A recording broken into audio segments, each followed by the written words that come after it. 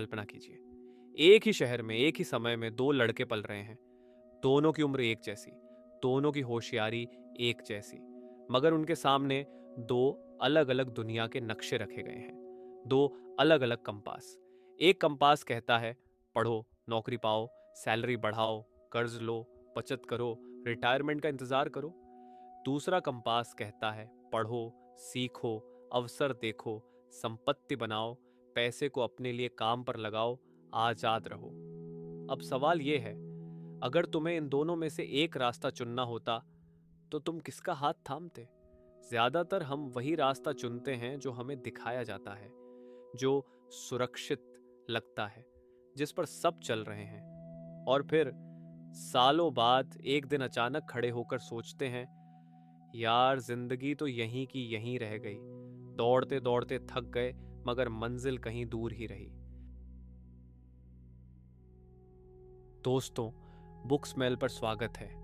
आज हम बात करने जा रहे हैं एक ऐसी किताब की जो शायद आपकी जिंदगी के उसी चौराहे पर खड़ी है।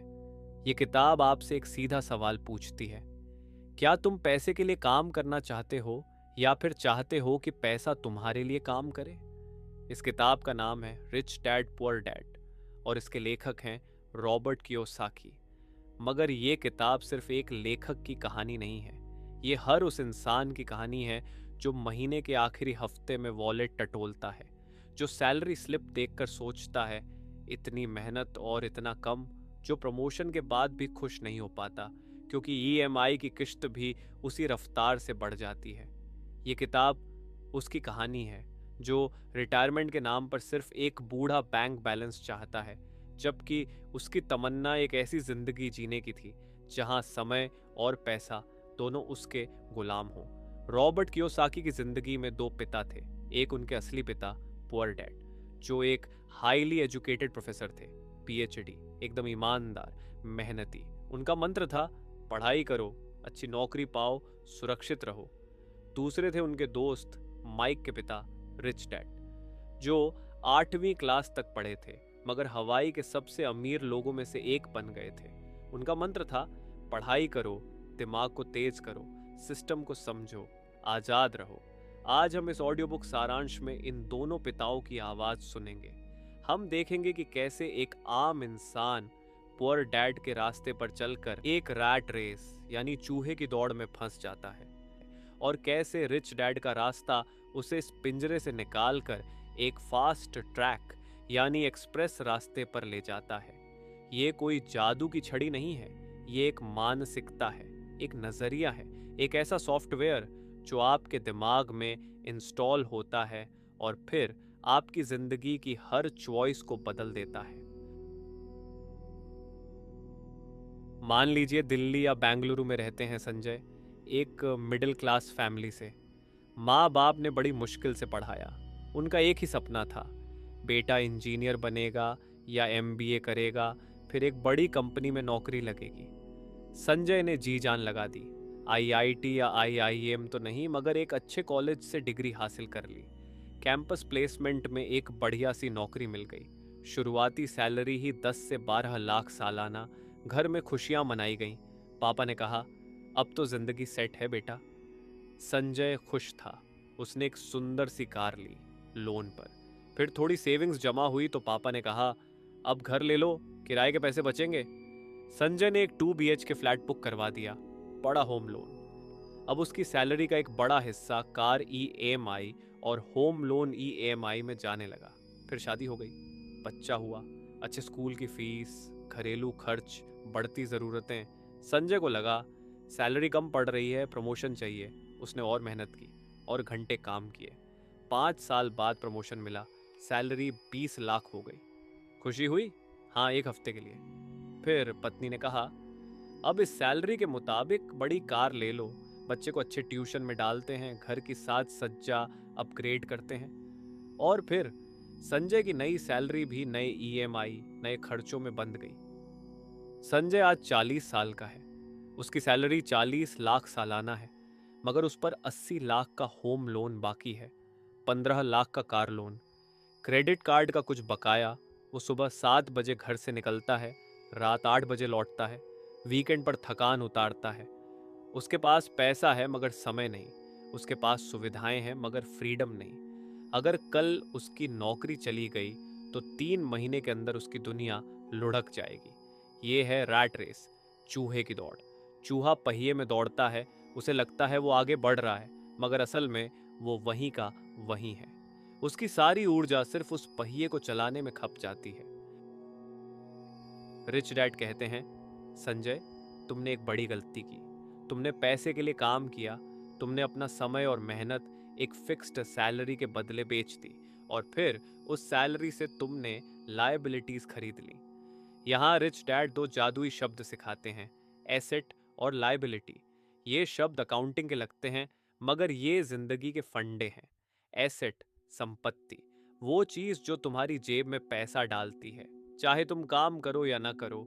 जैसे किराए पर दिया गया मकान, डिविडेंड देने वाले शेयर, ब्याज देने वाली फिक्स डिपॉजिट, कोई बिजनेस जो मैनेजर चला रहा हो, रॉयल्टी देने वाली किताब या पेटेंट। लायबिलिटी, दायित्व, वो चीज जो तुम्हारी जेब से पैसा निकालती है। जैसे तुम्हारा रहने का अपना मकान जिसमें तुम रहते हो, किराया नहीं लेते बल्कि ईएमआई, टैक्स, मेंटेनेंस भरते हो। तुम्हारी कार, तुम्हारा क्रेडिट कार्ड बिल, तुम्हारा पर्सनल लोन। रिच डैड का सुनहरा नियम है, अमीर लोग एसेट्स खरीदते हैं, गरीब और मध्यम वर्ग लायबिलिटीज खरीदते हैं और उन्हें एसेट समझने की गलती करते हैं। संजय ने जो फ्लैट खरीदा वो उसके लिए लायबिलिटी है, क्योंकि वो उससे पैसा निकाल रहा है, ईएमआई, प्रॉपर्टी टैक्स। अगर वो उसे किराए पर दे देता और किराया ईएमआई से ज्यादा होता तो वो एसेट बन जाता। संजय की कार लायबिलिटी है, ईएमआई, पेट्रोल, मेंटेनेंस। संजय के क्रेडिट कार्ड के शॉपिंग बिल लायबिलिटी हैं। रिच डैड कहते हैं, अमीर बनने का राज ये नहीं कि तुम कितना कमाते हो, राज ये है कि तुम कितना बचाते हो और उस बचत को कितनी तेजी से एसेट्स में बदलते हो। संजय की आय, इनकम तो बहुत है, मगर उसकी एसेट कॉलम खाली है और लायबिलिटी कॉलम भरा हुआ है। इसलिए वो हमेशा फाइनेंशियल प्रेशर में रहता है, वो पैसे के लिए दौड़ता रहता है। अब हमारी कहानी में आते हैं विवेक। विवेक भी संजय के साथ ही कॉलेज से निकला। उसकी भी वैसी ही नौकरी लगी, शुरुआती सैलरी भी वही, मगर विवेक के पिता ने उसे एक अलग सीख दी थी। विवेक का रिच डैड मोमेंट। उन्होंने कहा था, बेटा, नौकरी तुम्हारी आय का स्रोत है, मंजिल नहीं। नौकरी से जो आए उसका एक हिस्सा हमेशा अपने लिए रखो और उसे ऐसी चीजों में लगाओ जो तुम्हारे सोते हुए भी तुम्हारे लिए पैसा कमाए। तो विवेक ने क्या किया? उसने भी कार ली, मगर second hand, cash down. EMI नहीं लिया, उसने घर नहीं खरीदा, पहले किराए के घर में रहा। उसने अपनी सैलरी का एक फिक्स्ड हिस्सा, मान लीजिए 30%, अलग कर दिया। उस पैसे से उसने 3 काम किए। फाइनेंशियल एजुकेशन, उसने किताबें खरीदी, कोर्स किए। Share market, real estate, tax के नियम, उसने ये सब पढ़ा। रिच डैड कहते हैं, सबसे महत्वपूर्ण इन्वेस्टमेंट तुम्हारे दिमाग में इन्वेस्टमेंट है। जो तुम नहीं जानते उससे तुम डरोगे और डर तुम्हें अवसर देखने नहीं देगा। छोटे छोटे एसेट्स बनाना। उसने अपने पैसे से एक छोटा सा ब्लॉग शुरू किया। शुरू में तो उससे पैसा नहीं आया, मगर उसने उसे एड्स से मोनेटाइज किया। फिर उसने एक दोस्त के साथ मिलकर एक छोटा सा ऑनलाइन ट्यूशन पोर्टल शुरू किया। ये उसके साइड हसल थे। उसकी नौकरी उसकी आय का मुख्य स्रोत थी, मगर ये साइड हसल उसके एसेट्स बन रहे थे। रियल एस्टेट में एंट्री।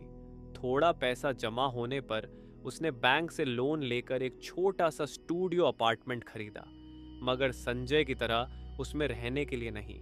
उसने उसे किराए पर दे दिया। किराया उसके लोन की ईएमआई से थोड़ा ज्यादा था। मतलब किराएदार उसका लोन चुका रहा था और थोड़ा सा एक्स्ट्रा कैश भी दे रहा था। ये उसका पहला रियल एसेट था। 5 साल बाद विवेक की स्थिति क्या थी?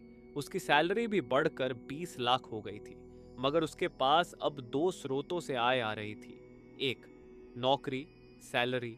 2, उसके एसेट्स, किराया प्लस ब्लॉग से आय प्लस ट्यूशन पोर्टल से हिस्सा। उस पर कोई कार लोन नहीं था। उसका घर का लोन तो था, मगर किराएदार उसे चुका रहा था। विवेक का एसेट कॉलम धीरे धीरे भरने लगा था। उसका लायबिलिटी कॉलम छोटा था।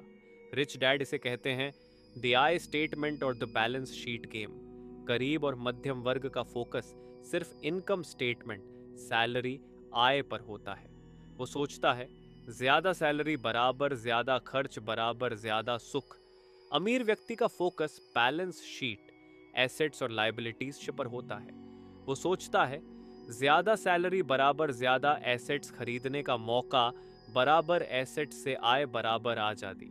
विवेक ने अपनी नौकरी को एक लर्निंग ग्राउंड के रूप में इस्तेमाल किया। उसने कंपनी के फाइनेंस, मार्केटिंग, सेल्स सब कुछ सीखा। उसने अपने बॉस को एक मेंटर की तरह देखा, न कि सिर्फ सैलरी देने वाले को। उसकी नौकरी उसके एसेट्स को फंड करने का जरिया बन गई। अब सबसे बड़ा सवाल, संजय जैसे होशियार इंसान ने यह गलती क्यों की और विवेक ने अलग रास्ता क्यों चुना? रिच डैड कहते हैं इसकी जड़ है हमारी भावनाओं में, खासकर डर और लालच में। जब संजय को पहली सैलरी मिली तो उसके मन में डर था, कहीं पैसा खत्म ना हो जाए, और लालच था, इस पैसे से वो कार ले लूं जो मैं हमेशा से चाहता था। उसका डर उसे सुरक्षित रास्ते, नौकरी, ईएमआई पर धकेलता रहा, और उसका लालच उसे लायबिलिटीज, कार, बड़ा घर खरीदने के लिए उकसाता रहा। ये एक चक्र बन गया। डर, सुरक्षित नौकरी, सैलरी, लालच, लायबिलिटी खरीदो और डर, कर्ज का, और मेहनत से नौकरी करो और सैलरी। ये चक्र कभी खत्म नहीं होता। विवेक ने अपने डर को कंट्रोल किया। उसने सोचा, हाँ पैसा कम है, मगर अगर मैं आज इसका एक हिस्सा एसेट्स में नहीं लगाऊंगा तो कल भी यही हाल रहेगा। उसने अपने लालच को दबाया। उसने सेकंड हैंड कार ली ताकि उसका पैसा एसेट्स में लग सके। उसने डिलेड ग्रेटिफिकेशन यानी मिलने वाले सुख को टालना सीखा। उसने आज का छोटा सुख छोड़कर कल के बड़े आराम को चुना। रिच डैड कहते हैं फाइनेंशियल इंटेलिजेंस सिर्फ नंबर्स नहीं जानना है। फाइनेंशियल इंटेलिजेंस है अपनी भावनाओं को कंट्रोल करने की क्षमता। जब बाजार गिरता है तो डर के मारे न बेच दो। जब बाजार चढ़ता है तो लालच में आकर सब कुछ न लगा दो। शांत दिमाग से निर्णय लो। एक और बड़ा अंतर जहां पुअर डैड और रिच डैड की सोच टकराती है वो है टैक्स। पुअर डैड, ओ टैक्स बहुत ज्यादा है, सैलरी का 1/3 तो टैक्स में चला जाता है, सरकार हम गरीबों को लूट रही है। और फिर वो टैक्स बचाने के लिए साल के आखिर में LIC का कोई प्लान ले लेता है जिसमें रिटर्न कम मिलता है। रिच डैड, टैक्स कोड पढ़ो, समझो, टैक्स सिस्टम अमीरों के पक्ष में बना है अगर तुम समझदारी से इस्तेमाल करो। रिच डैड बताते हैं कि कंपनियों को इतने टैक्स बेनिफिट क्यों मिलते हैं, क्योंकि सरकार चाहती है कि लोग बिजनेस करें, नौकरियां पैदा करें, इन्वेस्ट करें। विवेक ने जब अपना छोटा ऑनलाइन ट्यूशन पोर्टल शुरू किया तो उसने उसे एक प्राइवेट लिमिटेड कंपनी के रूप में रजिस्टर करवा लिया। अब उसकी कंपनी के खर्चे, लैपटॉप, इंटरनेट, होम ऑफिस का किराया, ट्रैवल, ये सब बिजनेस एक्सपेंस बन गए। ये खर्चे उसकी कंपनी की आय से पहले कट जाते, जिससे टैक्स कम लगता। उसकी नौकरी की सैलरी पर तो टैक्स लगता था, मगर उसके बिजनेस की आय पर खर्चे काटने के बाद कम टैक्स लगता। यह है टैक्स एडवांटेज। रिच डैड का सिद्धांत है अमीर लोग इनकम से खर्चे से टैक्स, गरीब और मध्यम वर्ग इनकम से टैक्स से खर्चे।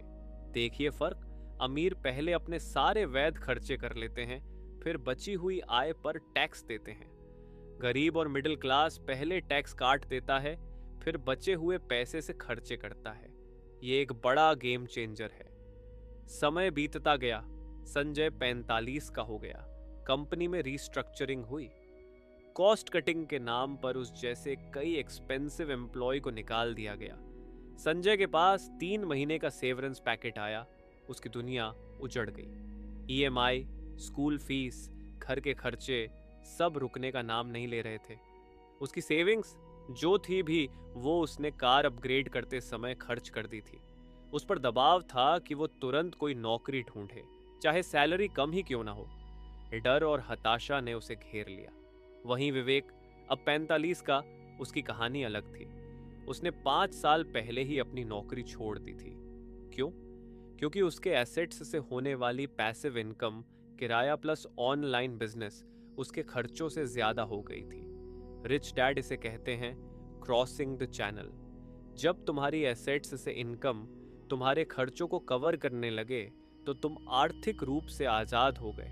अब तुम काम करोगे क्योंकि तुम चाहते हो, इसलिए नहीं कि तुम्हें करना है। विवेक के पास अब टाइम था। उसने अपने ऑनलाइन ट्यूशन पोर्टल को बड़ा किया। उसने 2 और रेंटल प्रॉपर्टीज खरीदी। उसकी आय बढ़ती गई और सबसे बड़ी बात, उसकी आय अलग अलग स्रोतों से आ रही थी। अगर एक स्रोत सूख भी जाता तो दूसरे चलते रहते। ये है फाइनेंशियल सिक्योरिटी और फाइनेंशियल फ्रीडम में फ़र्क। सिक्योरिटी नौकरी से मिलती है जो अनिश्चित है, फ्रीडम एसेट्स से मिलती है जो तुम्हारे कंट्रोल में है। संजय ने मजबूरी में एक छोटी सी नौकरी ढूंढ ली, मगर उसकी सैलरी पहले से आधी थी। उसे अपना घर बेचना पड़ा, कार बेचनी पड़ी। वो वापस एक किराए के घर में शिफ्ट हो गया।